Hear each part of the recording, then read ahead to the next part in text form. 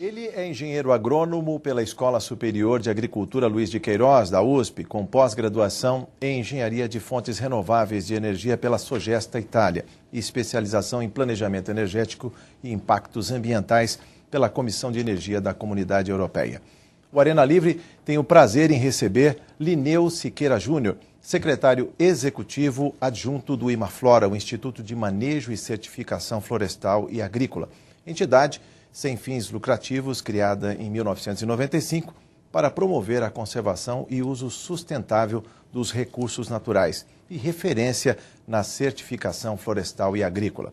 Vamos comentar as mudanças propostas no Código Florestal e saber se é possível conciliar desenvolvimento com preservação do meio ambiente. Conosco nesta arena, os deputados Pedro Bigardi, do PCdoB, a deputada Beth Saão, do PT, e o deputado José Bittencourt, do PDT. Muito obrigado pela presença dos senhores. Muito bem-vinda, deputado. Bem-vindo, Linneu. O que falar sobre essas mudanças propostas no Código Florestal? O ponto nevrálgico. Parece que são alterações, revogações. Como conciliar interesses de ambientalistas e ruralistas? Bem-vindo, Linneu. Obrigado. Talvez o ponto central de toda essa questão seja exatamente a palavra mágica que você acabou de dizer, seria conciliar. Existem interesses, e são interesses de toda a natureza, que estão em jogo. Nós temos um Código Florestal bastante antigo, é um código que ele está praticamente sem modificações desde 1965. Dificilmente nós temos um código, talvez, em vigor no país com tanto tempo. Ele foi muito importante para o país, ele é importante para o país, mas, sem dúvida nenhuma, algumas daquilo que nós podemos chamar de interpretações desse código tornam a vida do país bastante complicada. O código, como todos nós sabemos, ele tem aí nuances, tem questões talvez até, vamos falar, traumáticas, de história, de culturas e de regiões. E todas essas questões, elas têm que ser debatidas em conjunto, independentemente de que lado haja o interesse, seja daquilo que eu odeio fazer isso, mas vou fazer ambientalistas e, de novo, aquilo que são chamados genericamente ruralistas, né? Sim. Mas num país continental como o Brasil e com muita diversidade, como fazer um código? Isso não engessa, de alguma maneira, interesses? Sem dúvida, mas será que nós precisamos de um código engessado? Ou será que nós precisamos de conceitos? E talvez a discussão possa começar.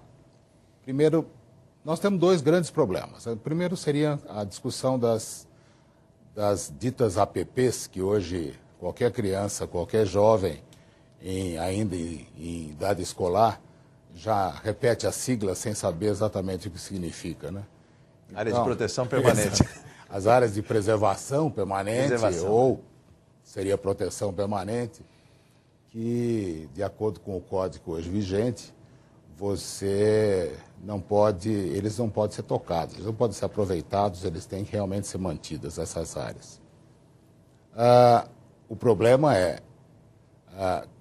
colocar regras e, especialmente, como recuperar as áreas que, através da história, né, elas foram ocupadas e hoje não necessariamente elas são conservadas como o Código pede. Quem é paulista, quem está dentro de um estado com essa pujança agrícola que nós estamos, e eu como engenheiro agrônomo com muito orgulho, nós vemos aí várias culturas e que elas chegam até exatamente à margem de qualquer curso de água. Vemos também culturas, especialmente de café, colocadas em áreas com declividades acentuadas. E por que elas estão nessas declividades acentuadas e por que elas estão em terrenos altos, sim, que são protegidas, de novo, pelo Código Florestal? Estão ali porque são as melhores áreas também, em outras áreas haveria uma geada e nós não teríamos a produção de café que nós tivemos todo esse tempo. Sim. Quem produz café em regiões montanhosas sabe muito bem que são essas terras altas, né, onde o jacu não pia, né?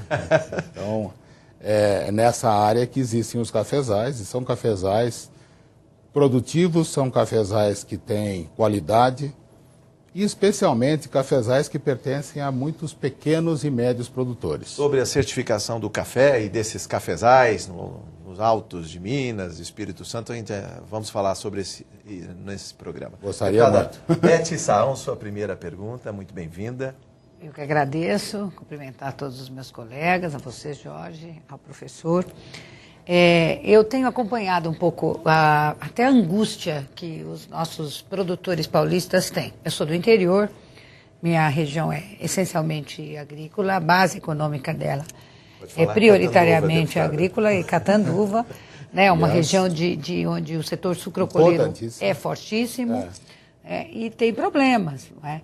Porque não é só o plantio de cana, você tem um plantio de cana cuja uma parte significativa pertence ao dono da usina, aos proprietários da usina, mas você tem uma cana que também pertence a pequenos produtores e médios produtores, que vem sofrendo muita pressão, sobretudo do Ministério Público, para poder reduzir a sua área de plantio.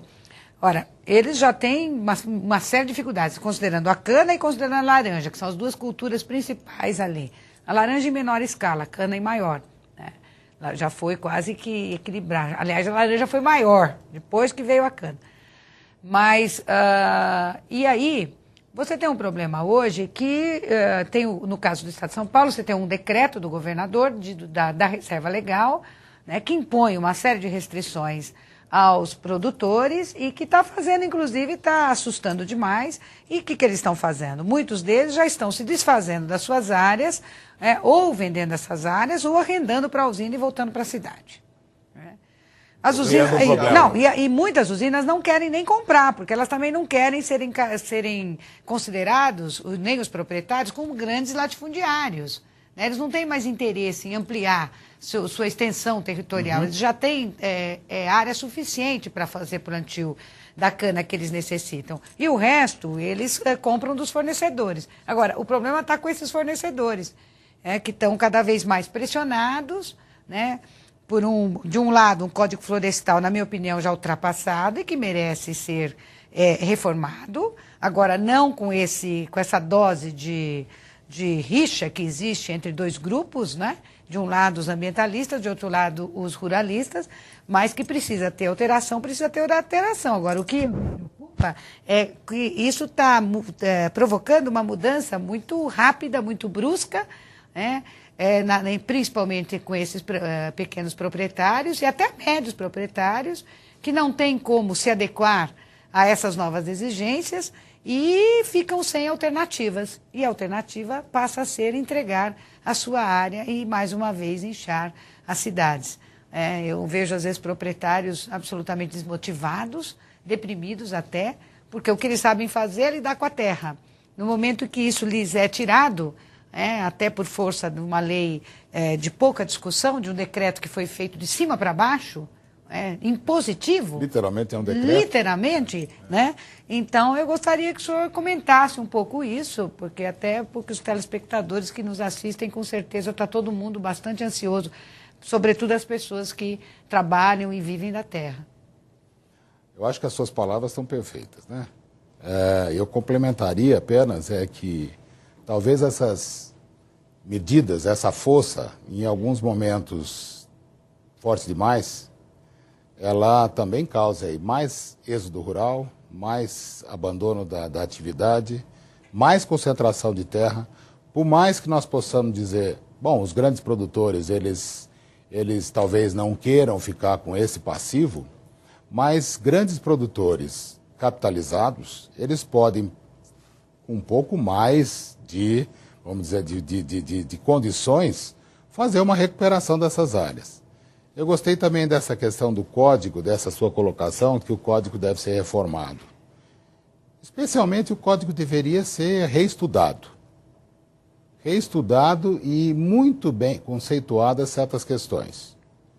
Pelo Código Florestal, se nós abrimos hoje um jornal, qualquer jornal de grande circulação,